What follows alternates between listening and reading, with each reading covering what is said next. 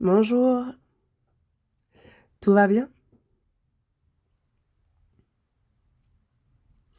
Ça fait désormais 11 jours que la nouvelle année est passée. Ça peut paraître tardif, mais la dernière fois qu'on s'est vu, c'était l'année dernière et ça fait donc un petit moment déjà. Donc voici mes salutations. Bonne année à tous. Prions tous ensemble. Dieu notre Père, toi qui es abondant en miséricorde, nous qui étions morts par nos offenses et par nos péchés, c'est par ton grand amour, par cet amour sur la croix que tu nous as sauvés. Sur cette terre, tu nous donnes l'espérance de ton royaume, du ciel. Et il y a, Seigneur, cet héritage éternel que tu nous as promis, sur lequel nous fixons nos regards, et tu nous permets de vivre. Merci. Nous vivons en cette fin des temps, en cette fin d'histoire que tu as fixée. Mais tu nous accordes cette vie sur cette terre, tu nous as sauvés et tu as fait de nous tes enfants. Nous sommes dans ce monde corrompu, trompeur, mauvais, mais tu nous permets de vivre en te craignant, en t'aimant, et nous te remercions, Seigneur.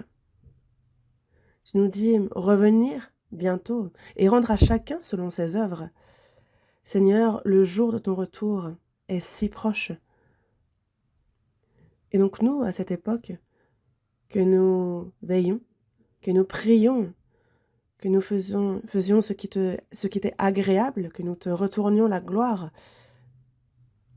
que ce soit qu'un cœur volontaire dans la joie, que ce soit comme des serviteurs fidèles, que nous puissions marcher avec fidélité envers toi, Seigneur. Aide-nous pour cela. Lors de la retraite d'hiver et en ce début d'année, Dieu, nous avons devant toi fait des vœux, planifié des choses, il y a des promesses que nous avons faites.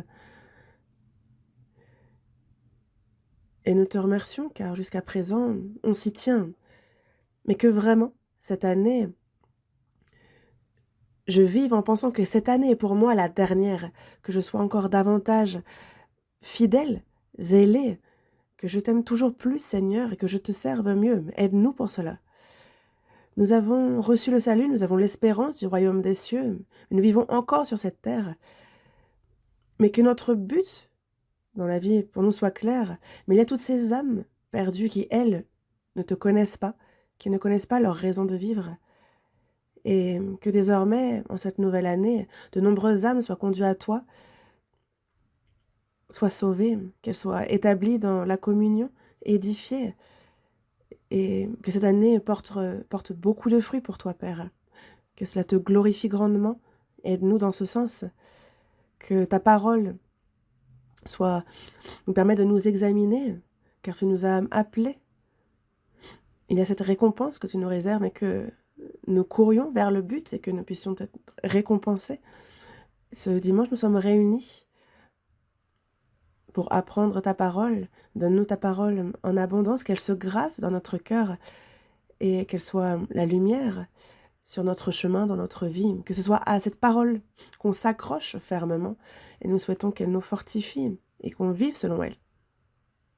À tous tes missionnaires partout dans le monde qui prêchent ton évangile, à ceux des frères et sœurs à l'étranger qui gardent la foi où qu'ils soient, là où ton œuvre s'accomplit, Seigneur, élargis leur vision. Le Saint-Esprit est avec nous à cette heure encore. Donne-nous la parole, la grâce dont nous avons besoin. Remplis-nous. Nous avons prié au nom du Seigneur Jésus. Amen.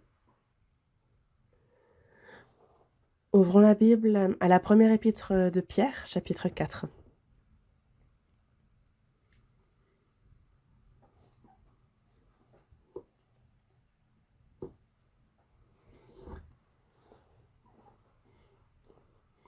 Première épître de Pierre, chapitre 4, du verset 7,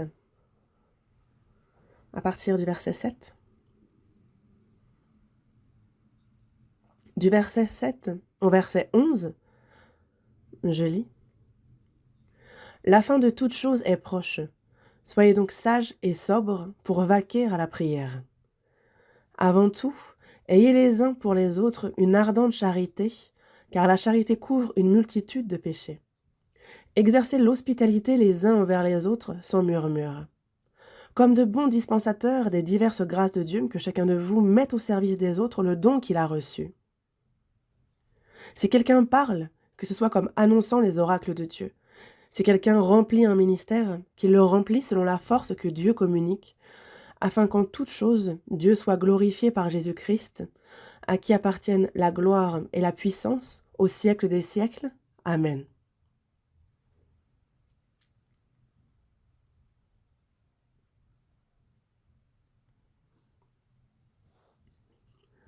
La semaine dernière, du lundi jusqu'à aujourd'hui, le pasteur Yohan est à l'église de Gwangju pour le séminaire biblique. Il prêche la parole. Évidemment que, en ce moment même aussi, à l'église de Gwangju, il prêche le dernier sermon. Et cette fois-ci, de nombreuses personnes, de nouvelles âmes sont venues à l'église de Gwangju et écoutent attentivement la parole. Hier et avant-hier, donc à 2 reprises, l'évangile a été annoncé. Et je crois en ce que beaucoup de personnes ont reçu le salut.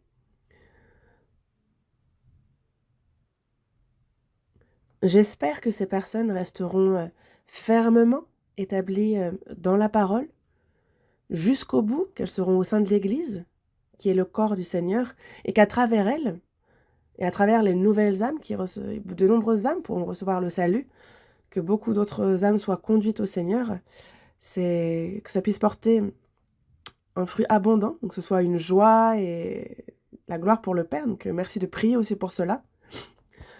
Donc nous sommes déjà au 11e jour de cette nouvelle année 2026. Et dans Ecclésiaste, chapitre 3, quand on regarde du verset 1 au verset 8, on voit qu'il est écrit « Il y a un temps pour tout, un temps pour toutes choses sous les cieux. Un temps pour naître et un temps pour mourir, un temps pour planter et un temps pour arracher ce qui a été planté. » Et on continue à nous parler des temps. Mais tous ces temps, en un mot, on nous dit qu'il y a un début, il y a un commencement et une fin. Donc, il y a de cela 11 jours, nous vivions le dernier jour de l'année 2025. Et maintenant, bien que nous soyons au début de cette année 2026, déjà nous avançons vers la fin. L'histoire de l'humanité que Dieu a déterminée a commencé dans le jardin d'Éden, mais un beau jour, un jour lorsque le dessein, le plan de Dieu se sera accompli, alors l'histoire de l'humanité sur cette terre aussi prendra fin. Et ce n'est pas seulement la fin de l'histoire déterminée par Dieu, mais pour chacun de nous aussi, à titre personnel, il y a une fin pour nous. Après avoir vécu quelques dizaines d'années sur cette terre, lorsque le Seigneur nous appellera, le chrétien sauvé doit obéir et aller vers le Seigneur avec joie et reconnaissance, n'est-ce pas? Et donc, chacun de nous aussi, personnellement, sur cette terre, connaîtra sa propre fin. Et parmi les frères et sœurs avec qui, l'année dernière encore, en 2025, nous étions en communion, nous nous voyions face à face, nous nous aimions et nous avons travaillé ensemble, on était unis pour la volonté de Dieu. Et il y en a sans doute qu'on ne voit plus là, maintenant.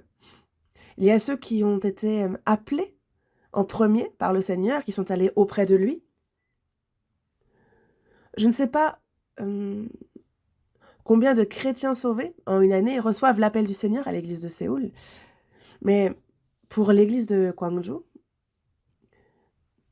il y a environ par an, on va dire de 86 à 90 décès dans les familles des frères et sœurs.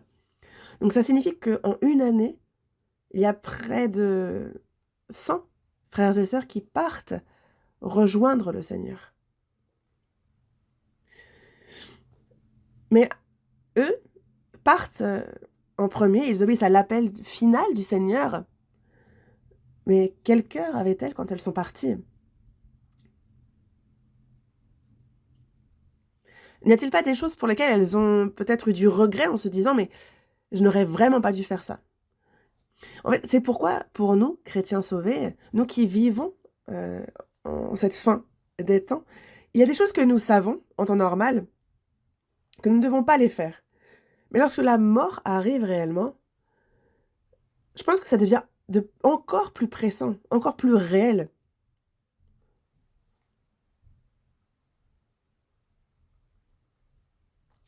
Et c'est pour ça que prendre la résolution de ne jamais faire ce que l'on hésiterait à faire au moment de la fin, c'est une très bonne chose. Et il y a, un homme, nommé Jonathan Edwards, un Américain qui a provoqué un grand réveil spirituel en Amérique. Il a écrit 70 résolutions en se demandant: «Comment dois-je vivre pour le Seigneur puisque le jour de son retour est proche?» Et une de ces résolutions est précisément celle-ci: «Si, en supposant que ce soit le dernier moment de ma vie, je ressentais une hésitation à faire quelque chose, alors je ne le ferai pas. Donc si je sens une hésitation pour une chose, alors je ne le ferai pas, absolument pas.» Et nous, en cette fin d'année passée et au début de cette nouvelle année, on a probablement pris des engagements, on a fait des vœux dans notre cœur, des promesses. On a sans doute décidé de vivre saintement, justement, avec piété, selon la volonté du Seigneur, et non pas selon les convoitises de la chair, mais en suivant la volonté sainte de Dieu. Mais ce que je n'ai pas encore réglé, ce que je n'ai pas encore abandonné, ce que le Seigneur ne considère pas comme approprié, ce qui trouble ma conscience, en 2026, je veux l'abandonner absolument. Et vivre en pratiquant le bien que le Seigneur désire. Vous avez certainement pris cette décision. Et une autre aussi certainement. Il y a des choses dont nous dirions au moment de mourir: «Ah, j'aurais vraiment aimé faire cela.» Ou quand on se retrouve face à la mort, on peut se dire: «Je n'ai plus beaucoup de temps à vivre, j'aurais vraiment dû faire cela.» Mais ceux qui nous ont déjà quittés pour aller auprès du Seigneur ne peuvent plus rien y faire, n'est-ce pas? Alors qu'ils ont pu se dire: «Ah, j'aurais vraiment dû le faire.» En revanche, pour nous, nous avons encore une opportunité, nous avons la vie, c'est une bénédiction. Bien sûr, il y a une bénédiction pour ceux qui meurent dans le Seigneur, mais pour nous, à qui il est donné la possibilité de vivre encore pour le Seigneur, c'est aussi une bénédiction. Nous devons accomplir ces choses. Enfin, encore une chose, dans les derniers temps, on doit faire de notre mieux pour agir comme si nous avions déjà goûté au bonheur du ciel et à la souffrance de l'enfer, puisqu'on est à la fin des temps. Le message d'aujourd'hui dit: «La fin de toute chose est proche.» Et c'est pourquoi le titre du sermon est exactement cela: «La fin est proche.» Donc puisque la fin est proche, que devons-nous faire? Dans le passage d'aujourd'hui, il nous est enseigné comment le chrétien sauvé doit vivre lorsque la fin est proche. C'est l'enseignement que la parole nous donne. Et concernant cette fin, Jésus dit: «Le temps est accompli, le royaume de Dieu est proche, repentez-vous et croyez à la bonne nouvelle.» Le temps est accompli, le royaume de Dieu est proche. Donc, dès la première venue de Jésus sur cette terre, nous sommes déjà dans les derniers temps, dans la fin. Et c'est pourquoi les apôtres de l'Église primitive ont beaucoup enseigné et mis en garde au sujet de la fin des temps, en disant: «Le Seigneur revient bientôt.» En particulier, si on regarde dans 1 Corinthiens, chapitre 16, verset 22, ouvrons ensemble ce passage. 1 Corinthiens, chapitre 16, verset 22.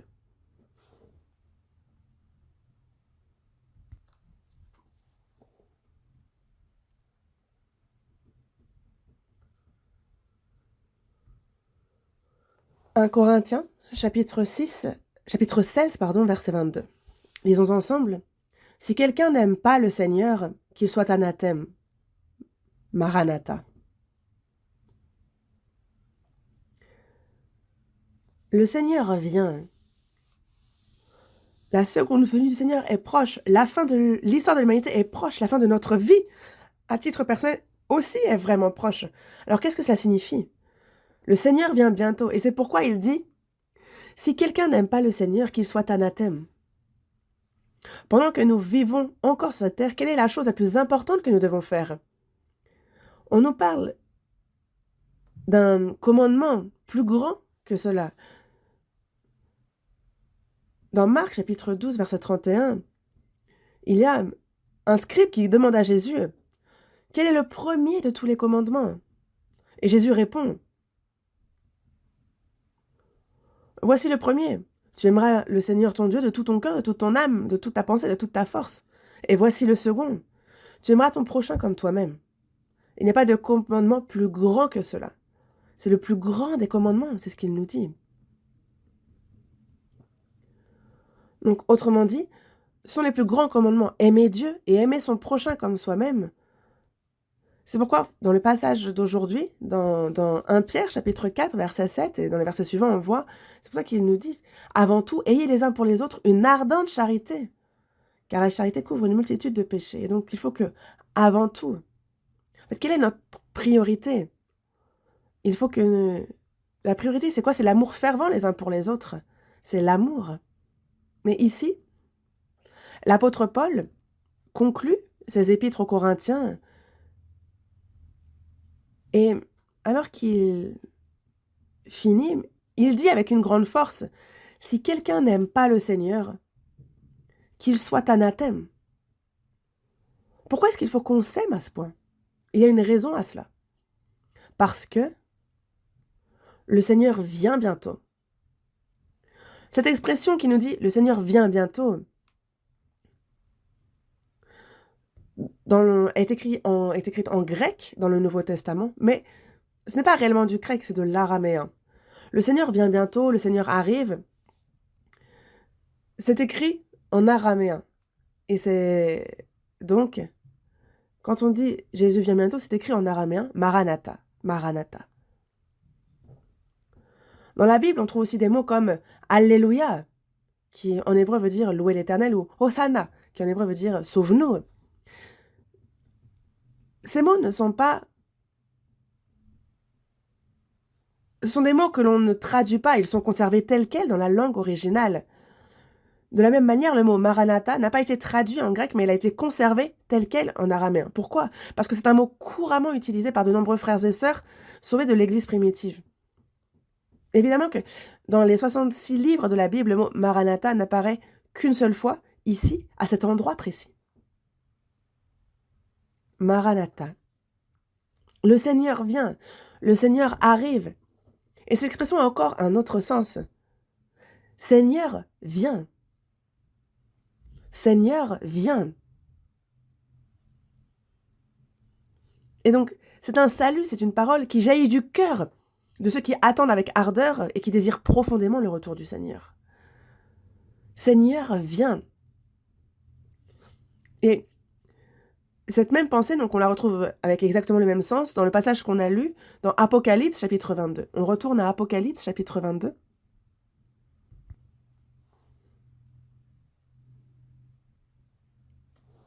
Apocalypse chapitre 22,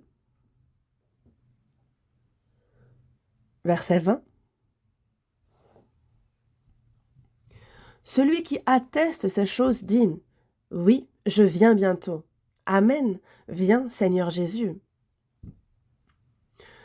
Oui, je viens bientôt. Mais dans le livre de l'Apocalypse, il est dit que le temps est proche. Je viens bientôt. Jésus dit: je viens bientôt. Je ne vais pas tarder, je viens bientôt. Voyons un autre passage dans Apocalypse, Apocalypse chapitre 1. Apocalypse chapitre 1. Verset 3. Heureux celui qui lit et ceux qui entendent les paroles de la prophétie et qui gardent les choses qui y sont écrites, car le temps est proche. De quel temps parle-t-on? Ça signifie que le temps du retour de Jésus est proche. Et puisque le temps de la seconde venue est proche, comment devons-nous vivre alors? Il est dit: heureux celui qui lit, ceux qui entendent les paroles et qui gardent les paroles qui y sont écrites. Lire, entendre, garder. Garder la parole de Dieu, c'est aimer Dieu. Si quelqu'un n'aime pas le Seigneur, qu'il soit anathème. Maranatha. Plus le retour du Seigneur est proche, plus nous devons aimer Dieu. Et aimer Dieu, cela signifie garder sa parole. Dans le livre de l'Apocalypse, parmi les 7 bénédictions, la première se trouve justement ici, au chapitre 1, verset 3. Heureux celui qui lit et ceux qui entendent les paroles de la prophétie et qui gardent les choses qui sont écrites. Retournons à Apocalypse, chapitre 22, verset 7. Et voici, je viens bientôt. Mais le verset 7 nous dit, Apocalypse, chapitre 22, verset 7. Et voici, je viens bientôt. Heureux celui qui garde les paroles de la prophétie de ce livre. On est donc à la 6e bénédiction parmi les 7. Heureux celui qui garde les paroles de la prophétie de ce livre. Je viens bientôt. Pourquoi devons-nous garder cette parole prophétique? Parce que le Seigneur vient bientôt. Il est dit que l'homme, face à la mort, devient sincère. L'oiseau, quand il va mourir, il pousse un cri triste. Dieu aime les hommes droits. Et parce que la parole de Dieu est la vérité, vivre selon la vérité, c'est donc vivre dans la droiture. Garder la parole de Dieu est une bénédiction. Heureux celui qui fait ainsi. Et en ces derniers temps, en cette fin des temps, où le retour de Jésus est proche, nous devons, plus que jamais, être des personnes qui gardent la parole de Dieu. Ceux qui gardent la parole de Dieu sont ceux qui aiment Dieu. Ensuite, verset 12. Verset 12. Lisons ensemble. Voici, je viens bientôt, et ma rétribution est avec moi pour rendre à chacun selon ce qu'est son œuvre. Je viens bientôt, et ma rétribution est avec moi pour rendre à chacun selon ce qu'est son œuvre.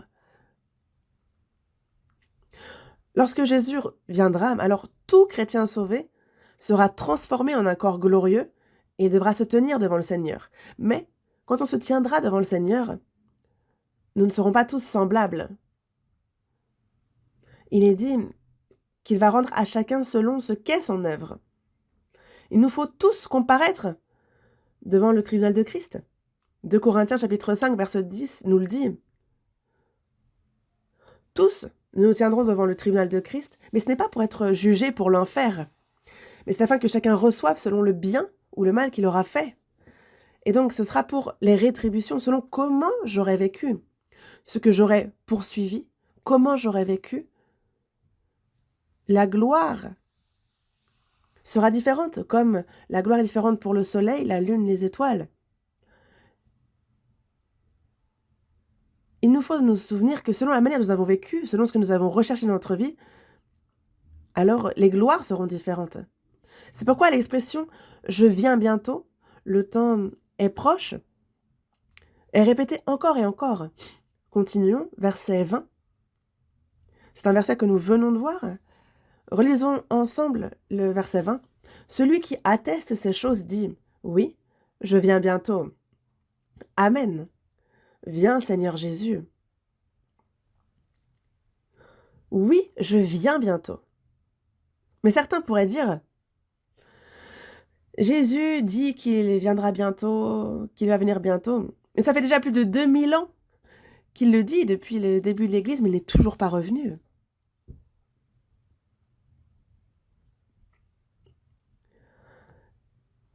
Il se peut que certains disent « Mais Dieu, le Seigneur, tarde. » Mais dans la seconde épître de Pierre, chapitre 3, verset 9, il est dit « Le Seigneur ne tarde pas. »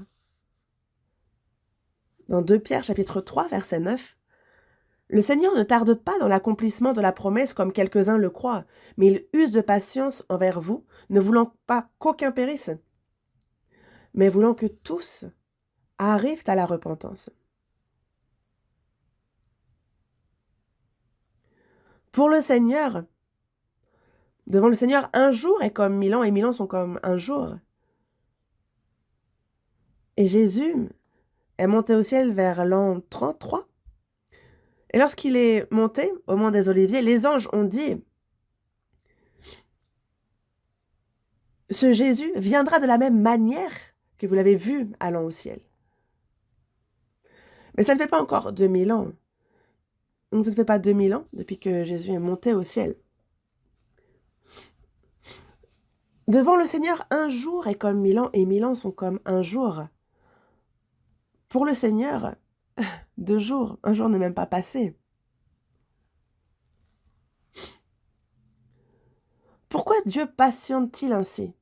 C'est afin qu'aucun ne périsse et que tous parviennent au salut. Afin que tous soient sauvés. Bien sûr, même si Dieu désire que tous soient sauvés, tous ne le seront pas pour autant. Efforcez-vous d'entrer par la porte étroite, car, je vous le dis, beaucoup chercheront à entrer et ne le pourront pas. Il nous l'a dit. Et c'est pour ça que le temps est vraiment proche.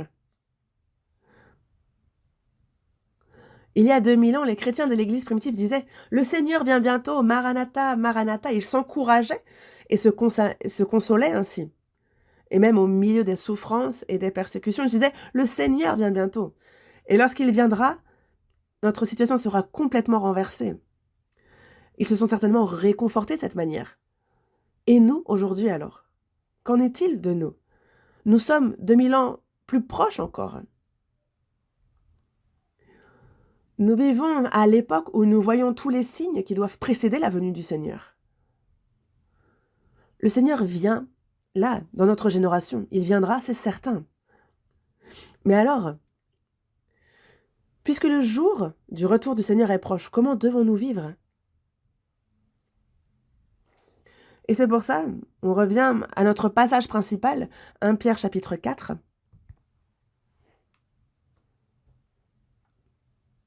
Verset 7. La fin de toute chose est proche. La fin de toute chose est proche. Comment doit-on faire alors? Comme c'est écrit ici, soyez donc sages et sobres pour vaquer à la prière. Reprenez-vous. Dans la première épître de Pierre, chapitre 5, verset 8, il est dit que le diable rôde comme un lion rugissant, cherchant qui il dévorera.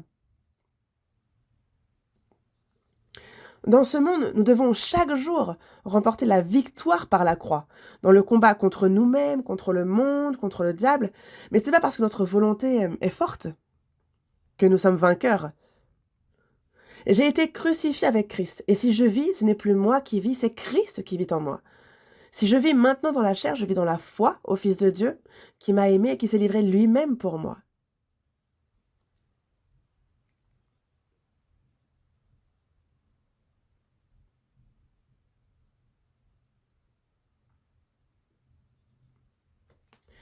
Et quiconque ne porte pas sa croix et ne me suit pas ne peut être mon disciple. Il faut qu'il se charge chaque jour de sa croix, qu'il me suive. Qu'est-ce que cela signifie, porter sa croix chaque jour? C'est soumettre ma volonté, mon entêtement, ma nature pécheresse et moi-même à la parole de Dieu. Même si ça ne correspond pas à ce que je pense, même si je ne comprends pas, j'attends et j'obéis à la parole. Voilà ce que signifie porter sa croix et suivre le Seigneur. Dans Luc chapitre 9, verset 23, il dit qu'il se charge chaque jour de sa croix et qu'il me suive chaque jour. C'est ça, garder la parole. Une vie qui garde la parole, une vie qui aime le Seigneur. Mais ce que je peux faire par moi-même, ça je ne le demande pas dans la prière, n'est-ce pas?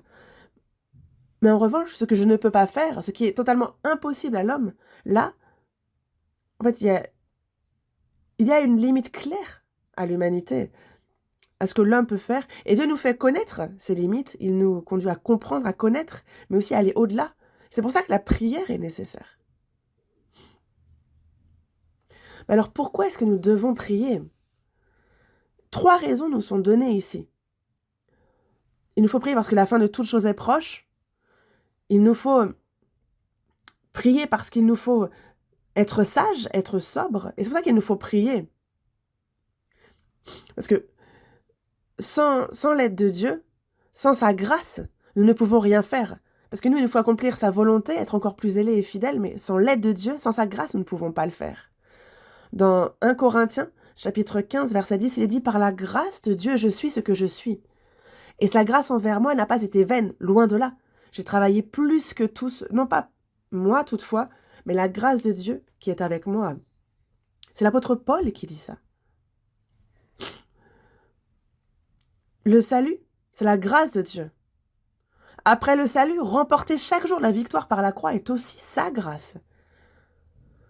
Nous faisons face à tout moment à de nombreuses crises. Mais être protégé, gardé à chaque instant, c'est la grâce de Dieu. Obéir avec joie et reconnaissance quand le Seigneur nous appelle, ça aussi, c'est sa grâce.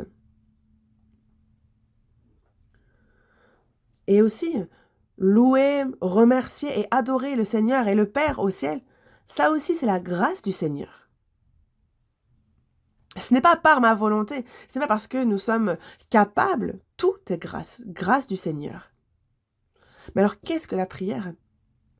C'est dire, je vivrai par la grâce du Seigneur, je vivrai par son aide, par lui. Voilà ce qu'est la prière. Mais il est dit ici, soyez donc sages, ne soyez pas fous, possédés, comme certains le sont par de mauvais esprits. Certains sont attachés avec des chaînes et ils les brisent, et ils faisaient du mal aux passants. Il était hors de lui. Il était fou. Mais ça veut dire quoi? Être sage, c'est le contraire même d'être fou. Ce n'est pas prier en radotant, sans conscience, mais prier avec clarté d'esprit, avec sérieux, avec une foi fervente. La prière n'est pas une option à je peux faire ou ne pas faire, c'est un commandement du Seigneur, un ordre. Mais alors, il nous est dit, soyez sages, soyez sobres et priez. Être sobre signifie donc se maîtriser, se contrôler. Une personne ivre n'a plus de maîtrise d'elle-même. Ici, sobre est le contraire même d'être ivre, enivré. Ça signifie se discipliner soi-même. Prier n'est pas une simple exhortation ou un conseil.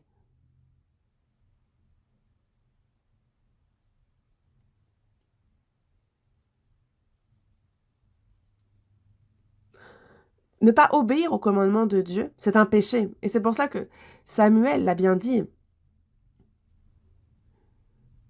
Je ne commettrai pas ce péché contre elle de cesser de prier pour vous, parce que cesser de prier est un péché. Faire ce que Dieu interdit est un péché, mais ne pas faire ce que Dieu ordonne aussi est un péché. Il nous le dit bien, celui donc qui sait faire ce qui est bien et qui ne le fait pas commet un péché. Il nous faut absolument prier. Et pourtant nous ne prions pas, c'est un péché. Jésus nous a montré l'exemple dans la prière. Tôt le matin, il montait sur la montagne dans un lieu désert pour prier. Avant d'appeler ses disciples, il a prié. Avant d'envoyer en mission ses disciples, il pria. Avant de partir évangéliser de village en village, il priait. Et avant l'événement le plus important pour lui, avant sa mort sur la croix, à Gethsemane, il priait avec tant d'intensité que sa sueur devint comme des gouttes de sang.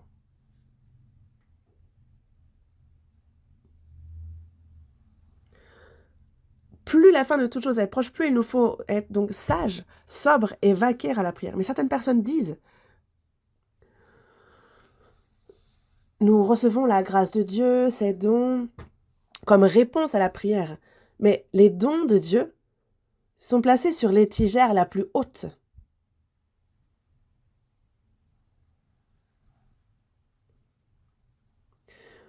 Pour prendre ce qui est sur la dernière étagère, il faut se mettre à genoux. Voilà comment sont les dons de Dieu. Dieu répond à celui qui prie. Et aussi, il permet à celui qui prie de jouir de la richesse de Dieu. Il le permet à celui qui prie. Même Jésus, au jardin de Gethsemane, il prie avec ferveur et il a demandé même à ses 3 disciples de veiller et prier afin que vous ne tombiez pas dans la tentation. On va voir dans Matthieu chapitre 26.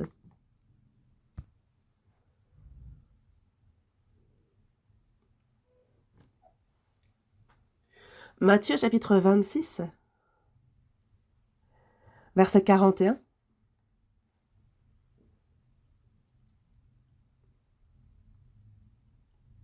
Lisons ensemble. Veillez et priez afin que vous ne tombiez pas dans la tentation. L'esprit est bien disposé, mais la chair est faible. Mais Jésus a prié exactement de la même matière. Il a demandé s'il est possible que cette coupe s'éloigne de moi. Toutefois, non pas ce que je veux, mais ce que tu veux. C'est à 3 reprises qu'il a fait l'exacte même prière. Il a répété cette même prière 3 fois. Et après la 3e fois, quand il est revenu, les disciples dormaient encore. Il prie de nouveau, il revient, et les disciples dorment encore. L'apôtre Pierre avait déclaré avec assurance, avant que Jésus ne soit crucifié, « Je ne te renierai jamais. Même s'il me faudrait mourir avec toi, je ne te nierai point. » Et tous les disciples disaient la même chose.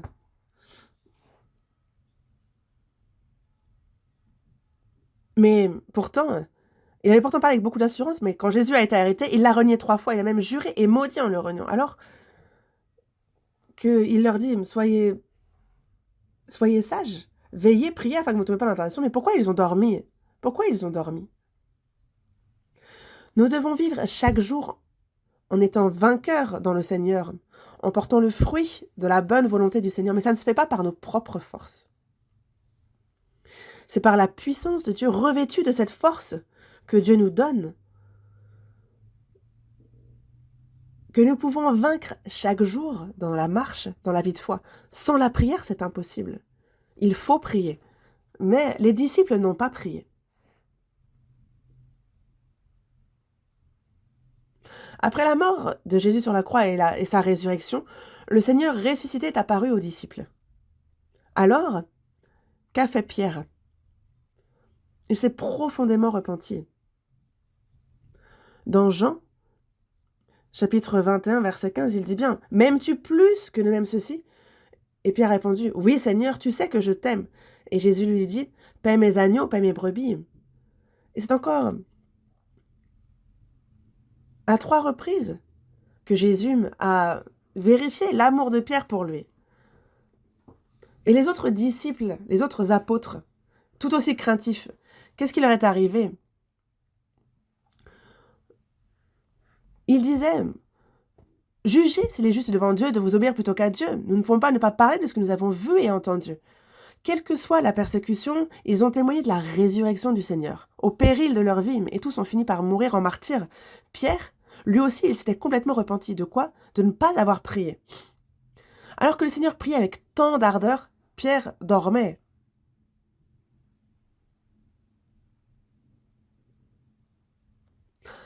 Après, dans le livre des Actes, qu'est-ce qu'on voit de Pierre? Il prie à des heures fixes, il prie vraiment avec ferveur.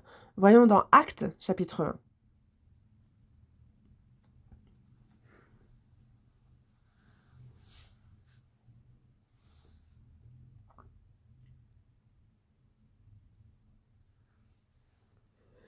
Actes,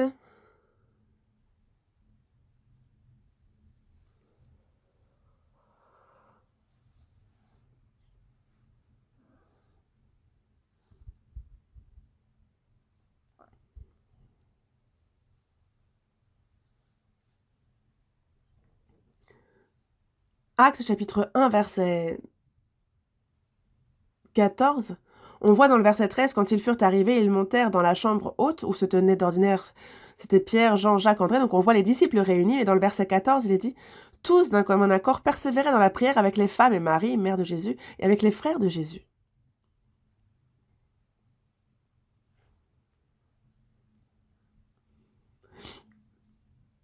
Et par la suite, il est écrit que chaque fois qu'il se passait quelque chose, les chrétiens de l'Église primitive se réunissaient pour prier avec ferveur. Ils persévéraient dans la prière.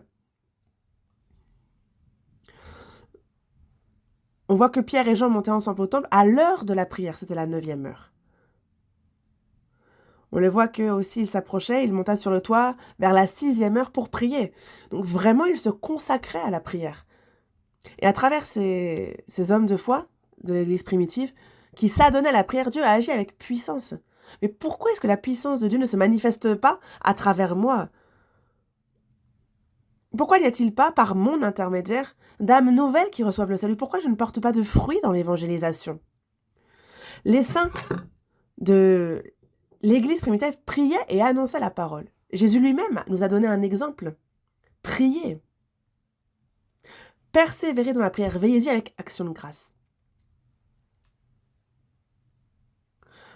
Colossiens chapitre 4, verset 2.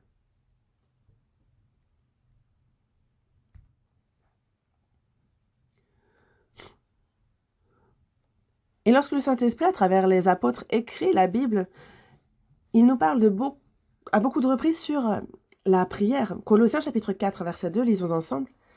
Persévérez dans la prière, veillez-y avec action de grâce. La prière, ce n'est pas prier quand on a du temps, ni seulement au moment des repas ou quand on y pense. Non. Il est écrit que nous devons nous appliquer à la prière, persévérer dans la prière. Pourquoi persévérer? Parce que la prière, ce n'est pas facile. Il faut fixer un temps, se retirer dans un lieu secret, que quelqu'un nous voit ou non, on doit prier. Nous qui vivons dans les derniers temps, l'Écriture, la Bible, nous donne un ordre fort. Persévérez dans la prière, veillez-y avec action de grâce. Dans 1 Thessaloniciens chapitre 5, verset 16 et les versets qui suivent, il est dit « Soyez toujours joyeux, priez sans cesse. » Priez sans cesse. Si vous voulez vivre constamment dans la grâce de Dieu, par la force que Dieu donne et porter du fruit, alors priez sans cesse. Ensuite, retournons à notre passage d'aujourd'hui, 1 Pierre chapitre 4, verset 8. Première épître de Pierre chapitre 4, verset 8. Avant tout, ayez les uns pour les autres une ardente charité, car la charité couvre une multitude de péchés.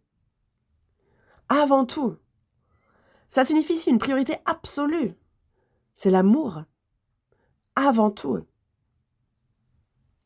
Dans Éphésiens chapitre 2, versets 4 et 5, il est dit que Dieu, qui est riche en miséricorde, et à cause du grand amour dont il nous a aimés, nous qui étions morts par nos offenses, il nous a rendus à la vie avec Christ, et c'est par la grâce que vous êtes sauvés. Il nous a rendus à la vie, nous qui étions morts. Il nous a redonné la vie. C'est l'amour de la croix. C'est l'amour de la croix du Seigneur, ce grand amour. À cause du grand amour, y a-t-il un amour plus grand que celui-ci alors? Non. Quel amour serait-ce? L'amour du Seigneur qui est mort pour moi sur la croix en versant son sang pour un pécheur comme moi. Il n'y a pas de plus grand amour que celui-là. Voyons dans Jean chapitre 15, verset 13. Jean chapitre 15, verset 13.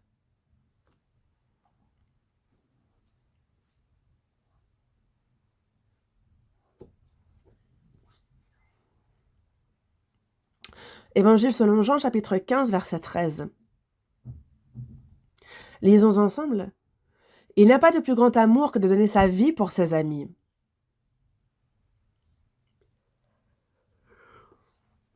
Donner sa vie pour ses amis.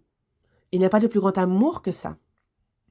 Et Jésus est venu sur cette terre comme mon ami. Il m'a pris pour ami et il est mort à ma place sur la croix. Il n'existe aucun amour plus grand que cet amour. L'amour de la croix, cet amour immense, dépasse les limites de la connaissance. Il surpasse toute connaissance. Dans la vie, on anticipe les réactions des gens, n'est-ce pas? On se dit, ah, si cette personne fait ça, elle va ensuite réagir comme ça. Même entre époux qui s'aiment, même entre personnes qui s'aiment, on peut prévoir la réaction de l'autre. C'est un amour limité par la connaissance. L'être humain, lui,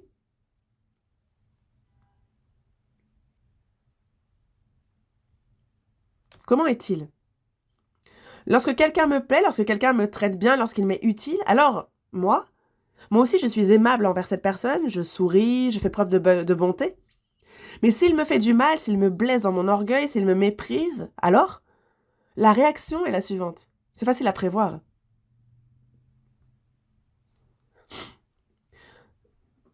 Un enfant peut dire: «Ah, mes parents s'aiment beaucoup». Parfois ils s'aiment, parfois ils se disputent. Et moi, je les regarde et je peux savoir ce qui va se passer, ça se prévoit. Je peux voir ce que maman va dire, ce que papa va répondre, comment ça va réagir. Même dans un couple très uni, au fil des années, selon ce que l'un dit ou fait, en fait, on peut anticiper la réaction de l'autre. Ça ne trompe pas, on peut savoir quelle sera la réaction du père, quelle sera la réaction des mères. En fait, les enfants peuvent désormais, ils ne se trompent pas. Mais ça reste un amour dans les limites de la connaissance. Ce n'est pas un amour qui surpasse toute connaissance. Mais qu'en est-il de l'amour de Christ? Il aime jusqu'aux ennemis. Parce que c'est Dieu prouve son amour envers nous, en ce que lorsque nous étions encore des pécheurs, Christ est mort pour nous. Lorsque nous étions inimitiés contre Dieu, c'est alors que il est mort pour nous sur la croix. Y a-t-il un amour plus grand que celui-là? L'amour humain a des limites si claires. L'amour humain n'est pas éternel. Deux personnes s'aiment, se marient, ça va durer combien de temps? 100 ans? Même pas. Lorsque la mort survient dans ce monde, alors, si un des deux meurt, alors l'amour s'arrête. Mais l'amour du Seigneur, c'est un amour éternel, il n'a pas de fin. Et nous aimons ceux qui nous aimons. Et nous ignorons ceux qui ne nous aiment pas. Notre amour est limité, étroit. Mais l'amour de Christ, lui, il est vaste. C'est pourquoi, donc, regardons dans Éphésiens chapitre 3. Éphésiens chapitre 3. Aimez-vous les uns les autres, et avant toute chose, avec ferveur. On est dans Éphésiens chapitre 3.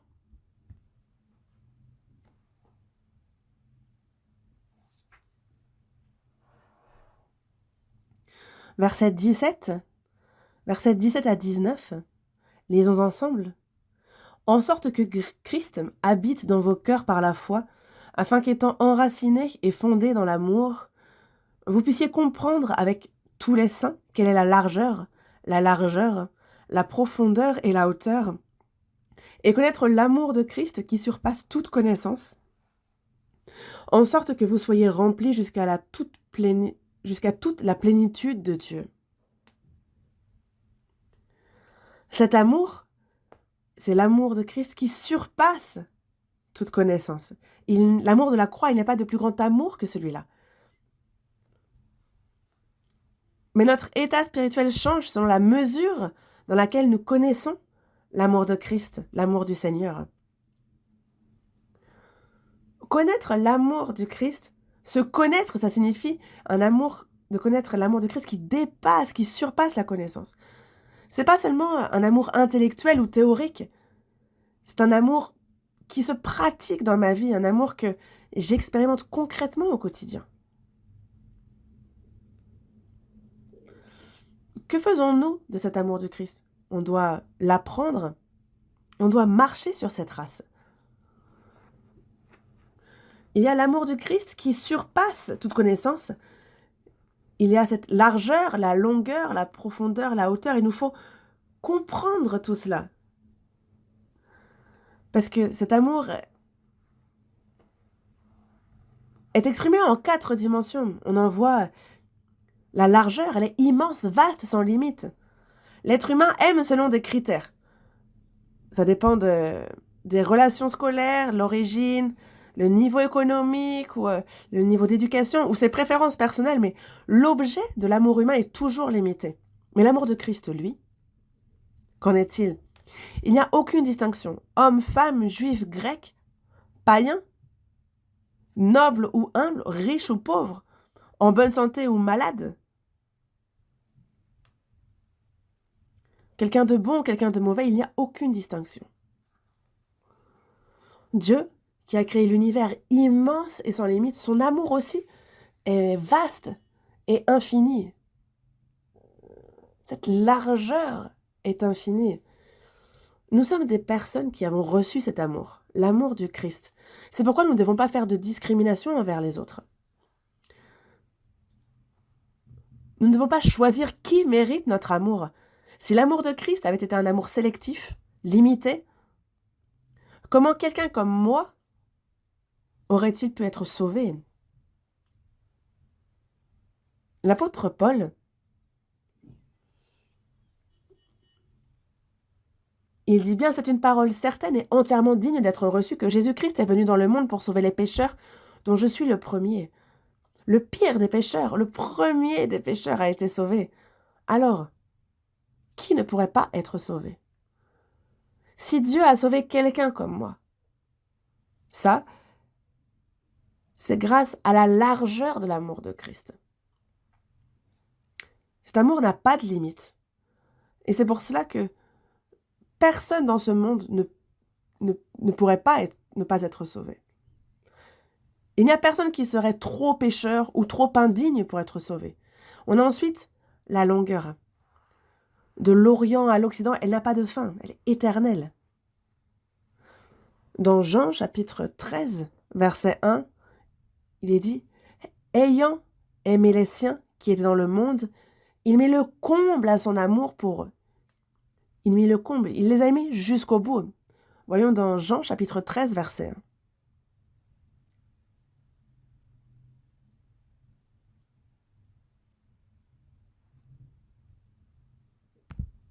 Lisons ensemble. Avant la fête de Pâques, Jésus, sachant que son heure était venue de passer de ce monde au Père, et ayant aimé les siens qui étaient dans le monde, mit le comble à son amour pour eux. Il mit le comble à son amour pour eux. Il les a aimés jusqu'au bout. Même ceux qui ne sont pas encore sauvés, Dieu désire qu'ils soient sauvés et il attend avec patience. Dieu, lui, est lent à la colère. Mais jusqu'à quand attend-il? Il attend jusqu'à ce que la personne se repente, qu'elle entende l'évangile, qu'elle soit sauvée jusqu'à la fin de sa vie.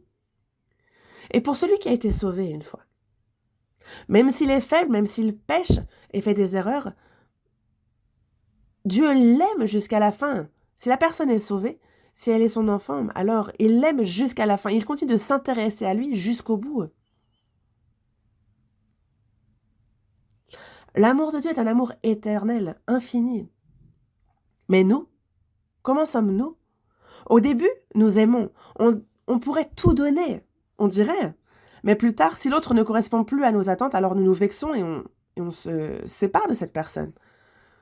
Surtout les femmes, quand elles aiment, elles vont même aux toilettes ensemble. Mais le déjeuner arrive, il y a une petite dispute et après, elles se tournent complètement le dos, elles ne vont même plus déjeuner ensemble. L'amour humain ne dure pas longtemps. Même le plus long des amours se termine par la mort. Voyage de noces. Les personnes sont parties ensemble et elles se sont disputées sur place et elles reviennent par des avions différents. Certains disputent pour si peu. Donc même si l'amour dure, la mort, met fin à cet amour. Alors que l'amour de Dieu, lui, est un amour éternel. Et c'est la longueur dont on parle quand on parle de l'amour de Christ qui surpasse la connaissance. C'est un amour continu, sans fin. Comme c'est écrit dans le verset 13, « Ayant aimé les siens qui étaient dans le monde, il a mis le comble à son amour pour eux. » Il a mis le comble. On est ceux qui avons reçu cet amour éternel, cet amour infini. Et nous, même au ciel, il nous aimera éternellement. On a reçu cet amour éternel et nous devons pratiquer cet amour ici-bas. Expérimenter la vie du ciel dès maintenant, avant d'y entrer. Et certains diront, il est ici, il est là, mais voici, le royaume de Dieu est au milieu de vous. Dans Romains, Il est dit: «Car le royaume de Dieu, ce n'est pas le manger et le boire, mais la justice, la paix et la joie par le Saint-Esprit». Durant notre vivant sur cette terre, il nous faut goûter au ciel ici-bas avant d'entrer au ciel. Au ciel, il n'y a pas de haine. On s'y respecte, on s'y aime mutuellement. Donc nous qui vivrons ainsi au ciel, comment doit-on vivre sur cette terre? Même si la personne commet des fautes, si elle a des faiblesses, il faut qu'on puisse pardonner s'il y a repentance, qu'on couvre les fautes. C'est ça l'amour. Mais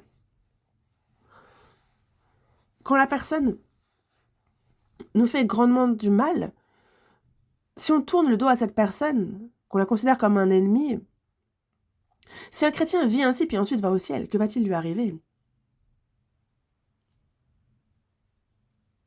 Quand la fin approche,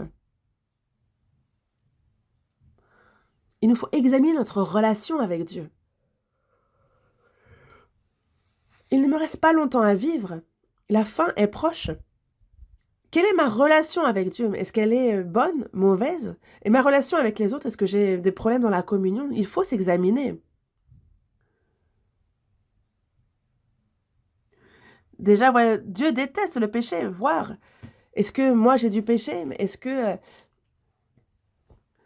je vis bien? Il ne faudrait pas que je vive comme ci, comme ça. En fait, il faut que j'examine ma relation avec Dieu. Et une autre chose, examiner notre relation avec les autres. Il ne me reste pas longtemps avant d'aller au Père. Si ma relation n'est pas bonne avec telle ou telle personne, si je suis ennemie, si j'ai tourné le dos à quelqu'un, il n'y a pas besoin de vivre ainsi, n'est-ce pas? Il faut que moi, je tente premièrement la main, il faut que je pardonne, que je demande pardon, il faut que je pardonne un tel ou une telle. C'est ça l'amour. Avant tout. La priorité absolue dans les derniers temps, c'est avant tout, ayez les uns pour les autres une ardente charité.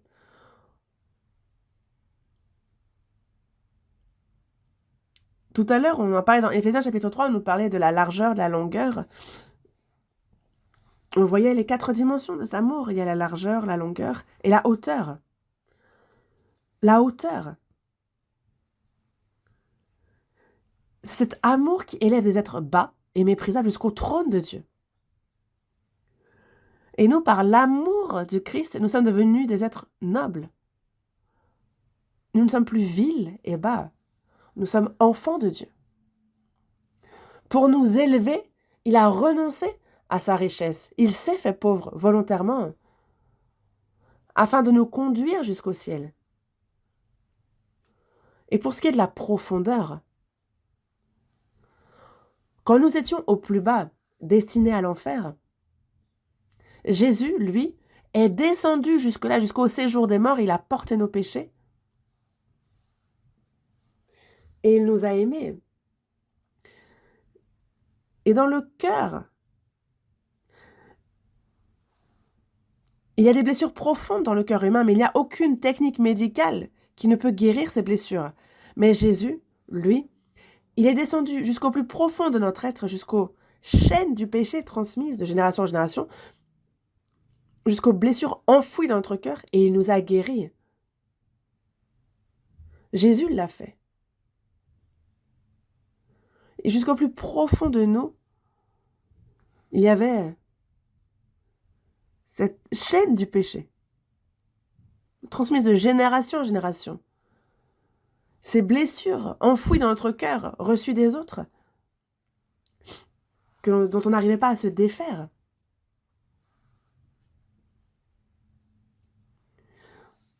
Certains parents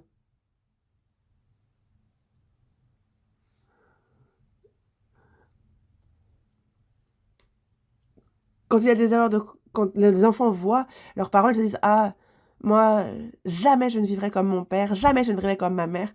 Mais un beau jour, je grandis, je me marie et là, on voit comment vivaient nos parents et on vit pareil. Il y a des blessures dont on ne se sépare pas. Et on se voit répéter les mêmes choses.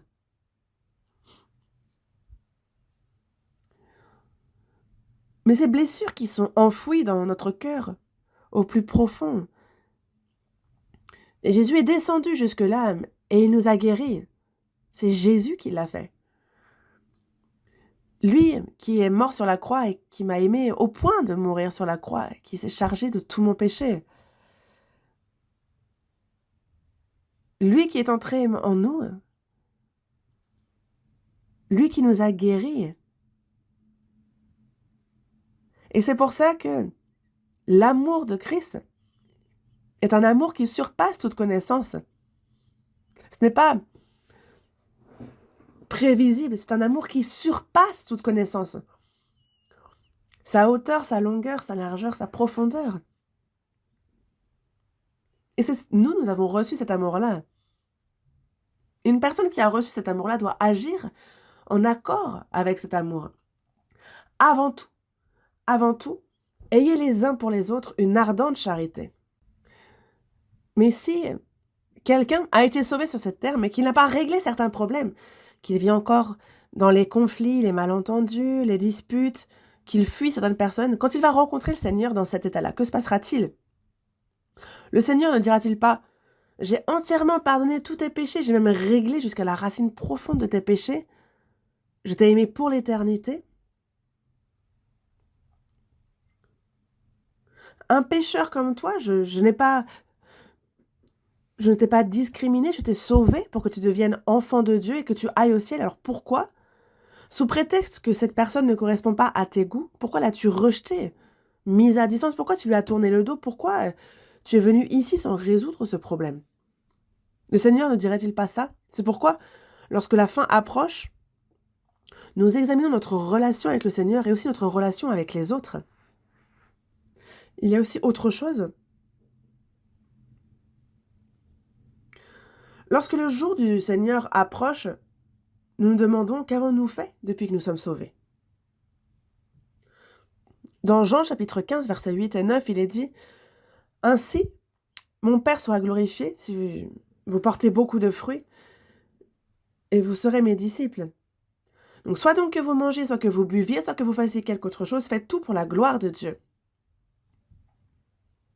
Vivre pour sa propre gloire, c'est chercher les désirs de la chair, c'est chercher son propre intérêt. Mais le chrétien sauvé doit chercher non pas son propre intérêt, mais celui des autres.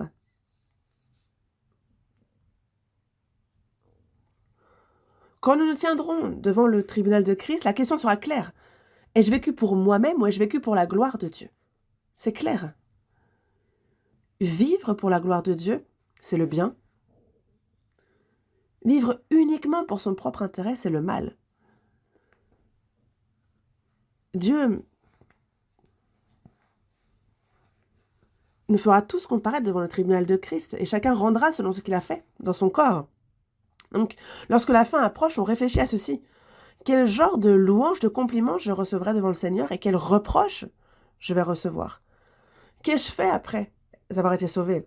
À quoi j'ai consacré ma vie? Et le critère le plus important du jugement, c'est ceci. Ai-je vécu pour la gloire de Dieu ou non? Voyons dans 1 Corinthiens chapitre 3. 1 Corinthiens chapitre 3.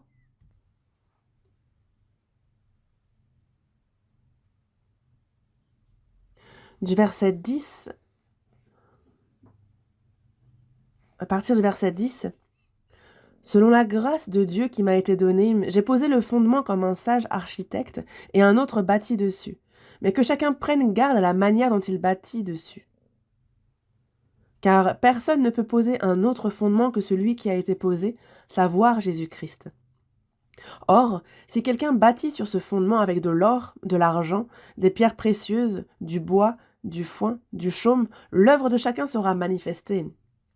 Car le jour la fera connaître, parce qu'elle se révélera dans le feu, et le feu éprouvera ce qu'est l'œuvre de chacun. Si l'œuvre bâtie par quelqu'un sur le fondement subsiste, il recevra une récompense. Si l'œuvre de quelqu'un est consumée, il perdra sa récompense. Pour lui, il sera sauvé, mais comme au travers du feu.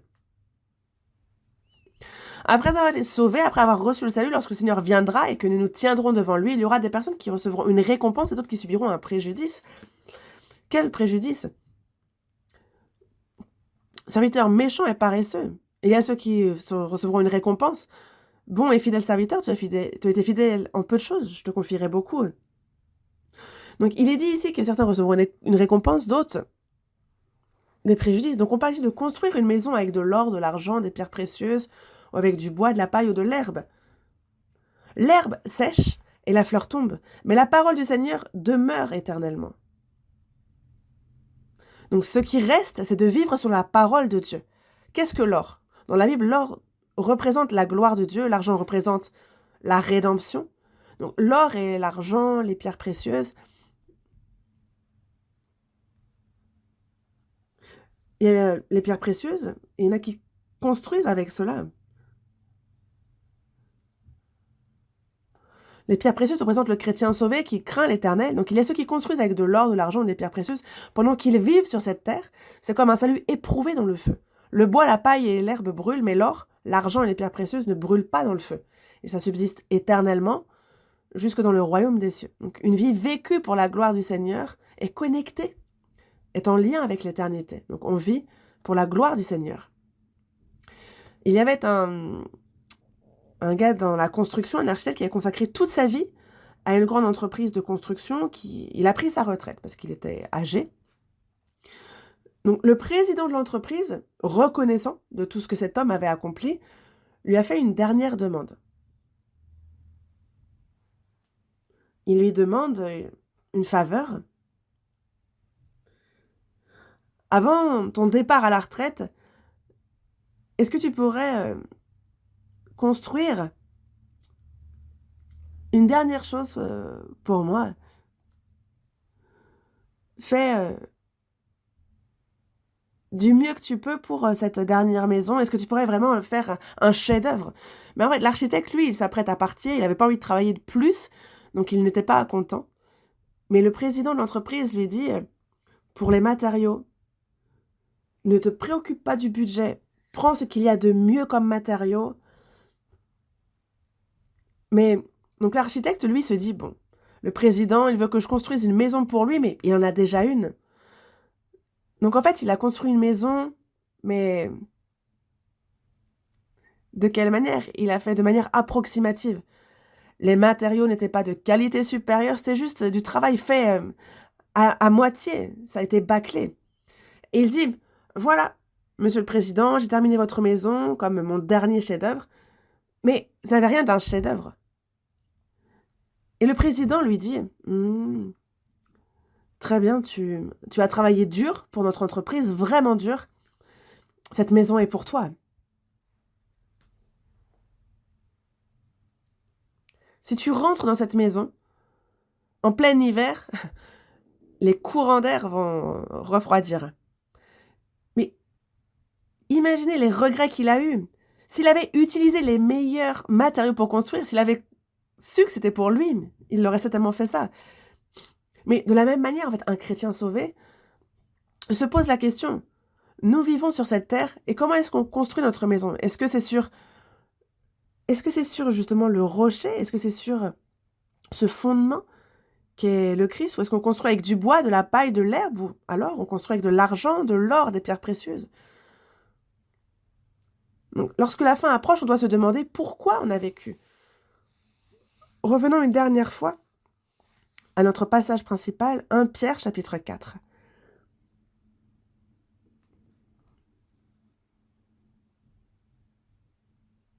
Premier épître de Pierre chapitre 4, verset 10, versets 9 et 10. Exercez l'hospitalité les uns envers les autres sans murmure, comme de bons dispensateurs des diverses grâces de Dieu, que chacun de vous mette au service des autres le don qu'il a reçu. Si quelqu'un parle, que ce soit comme annonçant les oracles de Dieu, si quelqu'un remplit un ministère, qu'il le remplit selon la force que Dieu communique, afin qu'en toute chose, Dieu soit glorifié par Jésus-Christ, à qui appartiennent la gloire et la puissance au siècle des siècles. Amen. Si quelqu'un parle, que ce soit comme annonçant les oracles de Dieu. Peu importe à qui vous parlez, à qui vous transmettez la parole, mais adressez-vous à cette personne comme si vous vous adressiez à Dieu. Vos paroles doivent être utiles à l'autre pour que ça puisse sauver son âme. Et aussi, si quelqu'un remplit un ministère, qu'il le remplit selon la force que Dieu communique. Si vous pensez que vous êtes meilleur ou plus capable que les autres, vous prenez la gloire pour vous-même. J'ai fait ceci, moi j'ai fait cela. Et si quelqu'un ne reconnaît pas ce que vous faites, s'il ne vous complimente pas, alors vous êtes déçu. Mais peu importe ce que font les autres, on doit toujours agir pour la gloire du Seigneur. Moïse, à cause de l'incident de Méribam, où il n'a pas manifesté la sainteté de Dieu, il n'a pas pu entrer dans la terre promise. Évidemment que Moïse représente la loi, mais son erreur majeure fut de ne pas glorifier Dieu.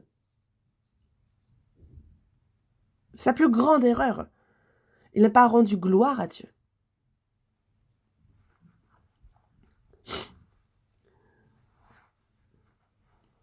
Donc parle à la pierre et fais-en jaillir de l'eau. Mais Dieu avait dit à Moïse que c'était la pierre qui devait donner de l'eau. Mais lui, pourquoi fais-tu sortir de l'eau? Et non, en fait, il a fait apparaître l'eau comme si c'était par sa propre puissance. Il a pris la gloire pour lui-même. Et donc, finalement, Moïse dit à Dieu, mais laisse-moi entrer. Mais Dieu lui a répondu, tu ne traverseras pas ce Jourdain. Pourquoi? Parce qu'il a pris la gloire de Dieu pour lui. Dans Actes, chapitre 12, verset 23, il y a un homme, Hérode, qui était adoré des Israélites, mais il n'a pas rendu gloire à Dieu, il a été frappé par un jugement mortel.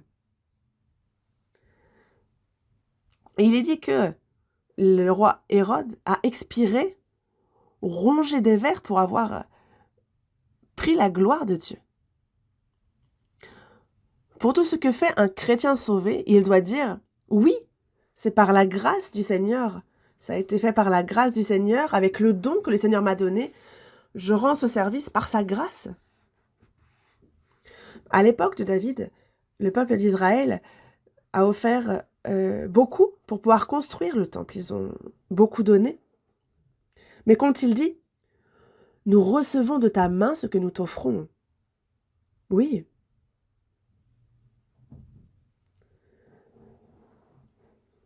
Tout ce que nous avons, l'argent, la santé, le temps, le talent, ne nous appartient pas, tout est au Seigneur. Lorsque Jésus en a besoin, il faut que nous puissions lui donner à tout instant. Jésus entre à Jérusalem pour vraiment le triomphe, et il est monté sur un jeune âne. Mais il a dit, allez au village qui est en face, et quand vous y entrez, vous trouverez un ânon attaché. Et aucun homme n'aura monté cet ânon. Détachez-le, amenez-le. Et ils y sont allés. Mais si quelqu'un vous demande pourquoi le détachez-vous, vous lui répondrez, le Seigneur en a besoin. Et ils ont fait ce que le Seigneur leur a dit. Quand le propriétaire de l'ânon leur a demandé, mais pourquoi le détachez-vous? Ils lui ont répondu, le Seigneur en a besoin. Et les enfants ont salué avec des branches de palmier, ils ont crié Hosanna, Hosanna. Voici, c'est le roi qui vient. Évidemment que c'est l'ombre de Jésus qui va revenir comme roi des rois. C'est une image annonciatrice de la venue du roi des rois. Tout ce que nous avons appartient au Seigneur. Ma vie aussi. Et c'est pour ça que dans 1 Corinthiens, chapitre 6, verset 19, il est dit « Votre corps a été racheté à un grand prix. Glorifiez donc Dieu dans votre corps et dans votre esprit qui appartiennent à Dieu. » Dans Romains, dans 1 Corinthiens, chapitre 10, il dit « Soit donc que vous mangez, soit que vous buviez, soit que vous fassiez quelque autre chose, faites tout pour la gloire de Dieu. » Il n'y a que cela qui reste, il n'y a que ça qui soit le bien. Se mettre en avant, être complimenté, reconnu des autres. Si c'est ça qui me satisfait, ça c'est le mal. Et c'est pour ça que dans la seconde épître aux Corinthiens, chapitre 5, il dit « Car il nous faut tous comparaître devant le tribunal de Christ. » Ce tribunal, donc, Bema, est un tribunal pour les récompenses. Et chaque chrétien sauvé, au jour de la venue du Seigneur, recevra un corps glorieux et se tiendra devant lui. Mais où est-ce que nous nous tiendrons? au tribunal pour évaluer, pour voir comment nous avons vécu depuis que nous sommes sauvés. Pour voir quelle a été nos relations avec les frères et sœurs, avec les autres. Pour voir est-ce que notre relation et notre communion avec Dieu était-elle normale ou non. Nous vivons en cette fin des temps, et plus la fin approche, et plus il nous faut réfléchir sérieusement. Quelle est ma relation avec Dieu? Quelle est ma relation avec les frères et sœurs, avec les autres? Et devant le Seigneur, quelle récompense, quelle couronne, quelle gloire est-ce que nous recevrons? Ai-je vécu pour la gloire du Seigneur? Si c'est non, il y a encore du temps. Il est encore temps, en 2026, pour nous, chrétiens sauvés, de consacrer cette année à le servir sans regret, afin de pouvoir recevoir la récompense et non les reproches devant lui. Donc faisons en sorte de pouvoir vivre cette année sans regret, en le servant. Je le souhaite à chacun d'entre nous. Prions. Dieu notre Père, toi qui es miséricordieux, nous qui étions morts par nos péchés et par nos offenses, toi qui abondes en miséricorde, c'est sur la croix que Christ est mort en versant son précieux sang, et que par cet amour surprenant et ce grand amour, tu nous as sauvés, tu nous as rendu la vie, tu as fait de nous tes enfants. Tu nous as donné un héritage glorieux qui ne se peut ni flétrir, ni souiller, ni corrompre, et tu nous permets de vivre sur cette terre pour toi. Nous te remercions pour cette occasion. En cette fin des temps, la fin de toute chose est proche. Et donc, comment devons-nous vivre? Aujourd'hui, à travers la première épître de Pierre, chapitre 4, du verset 7 au verset 11, tu nous as fait réfléchir et tu nous as enseigné que vraiment nous puissions être fidèles en tant que tes ouvriers selon ta parole, et que durant notre temps sur cette terre, nous puissions porter de nombreux fruits, que cela te glorifie, et que notre vie te soit précieuse, et que en tout temps, en toute chose, tu ajoutes grâce sur grâce pour nous, et que ce soit avec reconnaissance et joie que nous puissions te servir et vivre pour toi. Nous avons prié au nom du Seigneur Jésus. Amen.